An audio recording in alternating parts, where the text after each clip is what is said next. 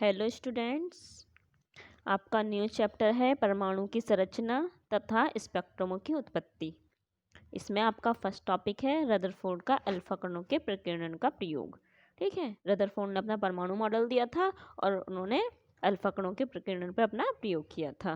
ठीक है, तो रदरफोर्ड ने अल्फा कणों के एक बारीक किरण पुंज को एक बहुत पतले स्वर्ण पत्र पर गिराया तथा पूरे प्रबंध को निर्वात में रखकर देखा कि स्वर्ण पत्र में से गुजरते हुए ये अल्फा कण विभिन्न दिशाओं में विक्षेपित हो जाते हैं। देखिए इस तरीके से ये है, एक पतला सा कोई स्वर्ण पत्र लिया उन्होंने और फिर क्या किया, ये अल्फा कणों की क्या है, अल्फा कणों की उन पर बमबारी की, उन पर ऐसे बौछार किया। तो हमने क्या देखा इसे, ये क्या है, कुछ तो क्या सीधे निकल गए, कुछ अल्फा कण सीधे निकल गए और कुछ क्या है, ये कुछ एंगल से इधर मुड़ गए, कुछ दूसरी डायरेक्शन में मुड़ गए। ठीक है, इसी टाइप से ये काफ़ी सारे ये अल्फा कण इस टाइप से डालते रहे और क्या देखा इन्होंने कि ये कुछ विक्षेपित हो गए, कुछ दूसरे एंगल पे विक्षेपित, अलग अलग एंगल पे ये इससे विक्षेपित हो गए। कुछ क्या है, कुछ इसके अंदर से टकरा कर भी वापस आएंगे और कुछ क्या है सीधे निकल जाते हैं। ठीक है, तो ये देखिए इसमें इन्होंने ये अल्फा कण जो अपने मार्ग से विक्षेपित हो गए हैं। ठीक है, तो विक्षेपित होने की इस क्रिया को प्रकीर्णन कहते हैं।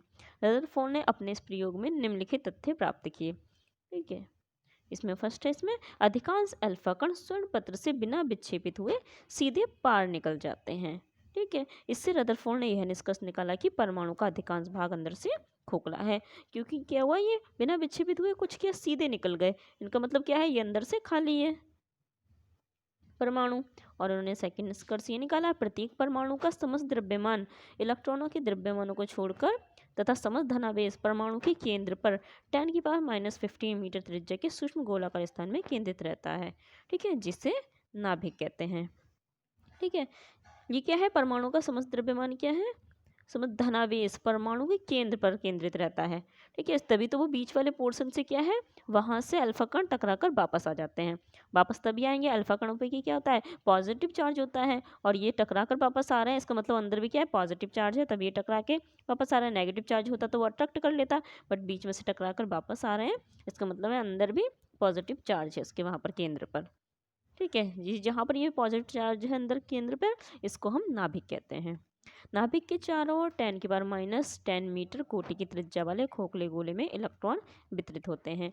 इन इलेक्ट्रॉन का समस्त ऋणावेश नाभिक के धनावेश के बराबर होता है, जिससे परमाणु उदासीन बना रहता है। ठीक है, ये अंदर नाभिक है और ये पूरा परमाणु है, इसके चारों ओर क्या है, इलेक्ट्रॉन रहते हैं, इन पर नेगेटिव चार्ज होता है और अंदर क्या है, न्यूट्रॉन और प्रोटॉन होते हैं, इन पर पॉजिटिव चार्ज होता है। तो ये नेगेटिव चार्ज और इस वाले पॉजिटिव चार्ज के बराबर होता है, जिससे क्या है, परमाणु उदासीन रहता है।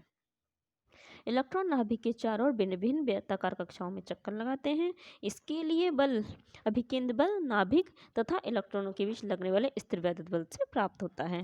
ठीक है, उनमें अभिकेंद्र बल लग रहा है तभी वो गोल चक्कर लगा रहे हैं।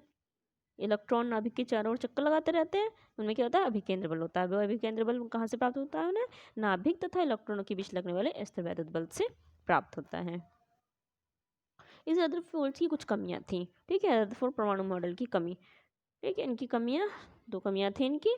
देखिए इसमें फर्स्ट देखिए, परमाणु के स्थायित्व के संबंध में, चूंकि नाभिक के चारों ओर घूमते इलेक्ट्रॉनों में अभिकेंद्रण होता है, वैद्युत गति विज्ञान के अनुसार त्वरित आवेशित कण वैद्युत चुंबकीय तरंगों के रूप में लगातार ऊर्जा उत्सर्जित करता है। अतः नाभिक के चारों ओर विभिन्न कक्षाओं में घूमते हुए इलेक्ट्रॉनों में से वैद्युत चुंबकीय तरंगों का उत्सर्जन लगातार होना चाहिए। इस प्रकार इलेक्ट्रॉनों का ऊर्जा का ह्रास होने से उनमें वृत्तीय मार्ग की त्रिज्या लगातार घटती जानी चाहिए और अंत में इलेक्ट्रॉन नाभिक में गिर जाने चाहिए। ठीक है, इस प्रकार परमाणु स्थायी नहीं रह सकता। ठीक है, जब क्या है, अंत में इलेक्ट्रॉन क्या नाभिक में गिर जाएगा, लगातार उसकी त्रिज्या कम होती जा रही है, त्रिज्या कम होती जाएगी, कम होती जाएगी, फिर क्या है, नाभिक क्या है, इलेक्ट्रॉन नाभिक में गिर जाएंगे, बट ऐसा नहीं होता है, क्या परमाणु का स्थायित्व तो बना रहता है, इसलिए ये इनकी कमी थी। आगे देखिए इसमें रेखीय स्पेक्ट्रम की व्याख्या के संबंध में रदरफोर्ड के अनुसार इलेक्ट्रॉन सभी संभव त्रिज्याएं की प्रत्येक कक्षा में घूम सकते हैं, अतः उन्हें सभी तरंगदैर्ध्य की वैध चुंबकीय तरंगें उत्सर्जित करनी चाहिए। अर्थात इन तरंगों से प्राप्त स्पेक्ट्रम सतत होना चाहिए, कंटिन्यूस होना चाहिए, लगातार इनसे क्या है स्पेक्ट्रम निकलता रहना चाहिए। परंतु प्रयोगों द्वारा परमाणुओं के स्पेक्ट्रम प्राय सतत न होकर रेखीय होते हैं, अर्थात उनमें कुछ निश्चित आवृत्तियों के ही तरंगे प्राप्त होती हैं। इस प्रकार रदरफोर्ड मॉडल रेखीय स्पेक्ट्रम की व्याख्या करने में असफल रहा। आ गया है नील बोहर। ठीक है, बोहर का परमाणु मॉडल। नील बोहर ने क्वांटम सिद्धांत के आधार पर रदरफोर्ड के परमाणु मॉडल की कमियों को दूर किया। इसके लिए उन्होंने निम्नलिखित 3 परिकल्पनाएं प्रस्तुत की। ठीक है, देखिए इसमें फर्स्ट है, इलेक्ट्रॉन केवल उन्हीं कक्षाओं में घूम सकते हैं जिनका कोणीय संवेग h/2π का पूर्ण गुणज हो, जहां h प्लैंक का सार्वत्रिक नियतांक है। यदि इलेक्ट्रॉन का द्रव्यमान m हो तथा वह r त्रिज्या की कक्षा में b वेग से घूम रहा हो तो उसका कोणीय संवेग mvr होगा। बोहर की इस परिकल्पना के अनुसार mvr = nh/2π होगा। ठीक है, कोणीय संवेग कितना mvr है और ये क्या कह रहे हैं, कोणीय संवेग 2h/2π का पूर्ण गुणज हो। वही कक्षाएं क्या है, सिर्फ इलेक्ट्रॉन उन्हीं कक्षाओं में घूमता है। ठीक है, जहाँ n क्या है 1 2 3 है, जिसे कक्षा की क्रम संख्या अथवा क्वांटम मुख्य क्वांटम संख्या कहते हैं। इस प्रकार परमाणु के बोहर मॉडल के इलेक्ट्रॉन केवल कुछ निश्चित कक्षाओं वाली त्रिज्याओं वाली कक्षाओं में ही घूम सकते हैं, सभी में नहीं घूम सकते। इन कक्षाओं को स्थायी कक्षाएं कहते हैं। नेक्स्ट है आपके इसमें, स्थायी कक्षाओं में घूमते समय इलेक्ट्रॉन ऊर्जा का उत्सर्जन नहीं करते। एक पीन में अभिकेंद्रण होता है अतः परमाणु का स्थायित्व बना रहता है। ठीक है, इलेक्ट्रॉन क्या ऊर्जा का उत्सर्जन नहीं करते। इलेक्ट्रॉन वो ऊर्जा का उत्सर्जन करेंगे तो लगातार क्या उनका त्रिज्या कम होती जाएगी, कम होते होते होते क्या त्रिज्या वो खत्म हो जाएगी और नाभिक में गिर जाएंगे इलेक्ट्रॉन। ठीक है, उनका स्थायित्व खत्म हो जाएगा, परंतु स्थायित्व बना रहता है। इसका मतलब क्या है, इलेक्ट्रॉन ऊर्जा का उत्सर्जन नहीं करते हैं। ये देखिए इसमें,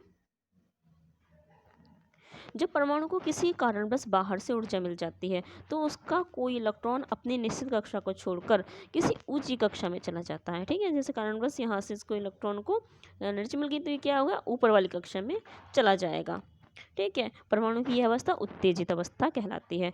इलेक्ट्रॉन ऊंची कक्षा में केवल 10⁻⁻8 ठीक है 10⁻⁸ सेकंड के लिए ही ठहरता है, फिर क्या है तुरंत नीची कक्षा में वापस लौटता है तथा लौटते समय विद्युत चुंबकीय तरंगों के रूप में ऊर्जा उत्सर्जित करता है।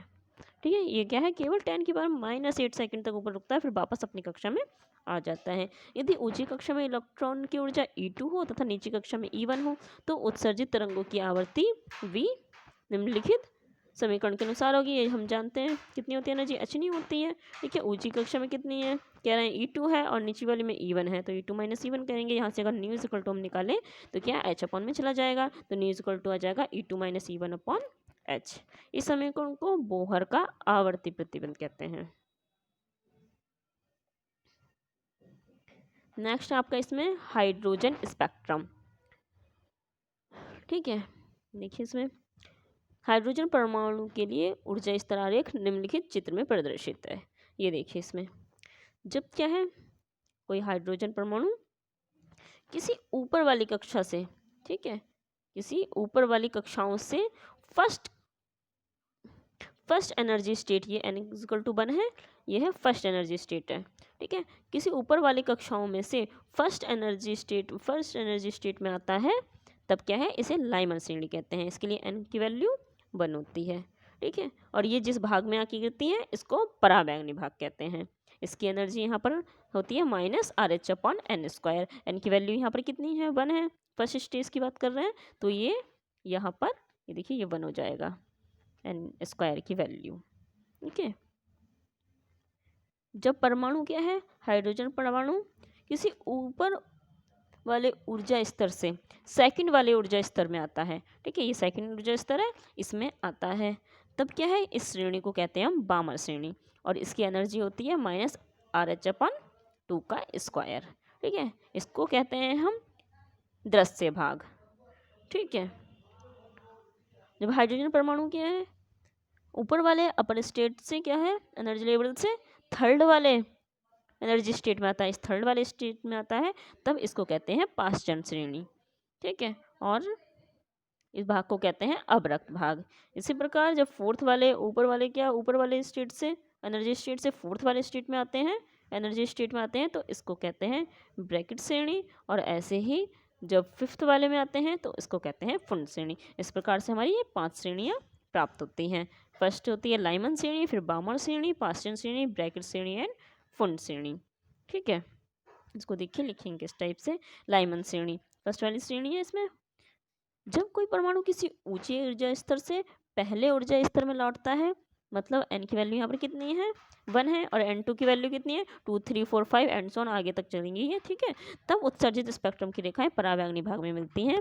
इन रेखाओं की तरंगदैर्ध्य क्या है इस फॉर्मूले से हम निकाल सकते हैं। यहाँ के लिए n की वैल्यू कितनी है 1 है, और n2 की वैल्यू 2 3 4 5 एंड सो ऑन इतनी भी हो सकती हैं।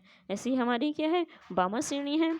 बामर श्रेणी जब परमाणु किसी ऊंचे ऊर्जा स्तर से दूसरे ऊर्जा स्तर में लौटता है तो उत्सर्जित स्पेक्ट्रम की रेखाएं क्या है स्पेक्ट्रम के दृश्य भाग में प्राप्त होती हैं। इसके लिए n1 की वैल्यू 2 होती है और n2 की वैल्यू 2 3 3 4 5 एंड सो ऑन इतनी होंगी, और इस फॉर्मूले से हम तरंगदैर्ध्य निकाल सकते हैं। नेक्स्ट है इसमें आपकी पास्टियन श्रेणी। पास्टियन श्रेणी क्या होती है जब कोई परमाणु किसी ऊंचे ऊर्जा स्तर से तीसरे ऊर्जा स्तर में लौटता है तब उत्सर्जित रेखाएं स्पेक्ट्रम के अवरक्त भाग में प्राप्त होती हैं। इसके लिए n1 की वैल्यू 3 और n2 की value 4 5 6 7 and so on infinite तक है। ठीक है, और इसके लिए फॉर्मूला ये हो गया हमारा n की वैल्यू 4 5 6 एंड सो ऑन है, और n1 की वैल्यू 3 है। नेक्स्ट है इसमें आपका ब्रैकेट श्रेणी। जब परमाणु किसी ऊंचे ऊर्जा स्तर से चौथे ऊर्जा स्तर में लौटता है तो रेखाएं भी स्पेक्ट्रम के अवरक्त भाग में प्राप्त होती हैं। इसके लिए n1 की वैल्यू 4 है, पुट कर दी फॉर्मूले में, और n2 की वैल्यू कितनी आएगी 4 5 6 7 एंड सो ऑन आगे तक चलेंगी ये। ठीक है, नेक्स्ट इसमें आपकी फुंड श्रेणी। जब परमाणु किसी ऊंचे ऊर्जा स्तर से पांचवें ऊर्जा स्तर में लौटता है तो ये रेखाएं भी स्पेक्ट्रम के अवरक्त भाग में ही प्राप्त होती हैं। फॉर्मूला इसका ये है n1 की वैल्यू इसके लिए क्या है 5 है, और n2 की वैल्यू 6 7 8 एंड सो ऑन आगे तक इनफाइनाइट तक चलेंगी। इस फॉर्मूले से हम इसकी तरंगदैर्ध्य निकाल सकते हैं। Okay students.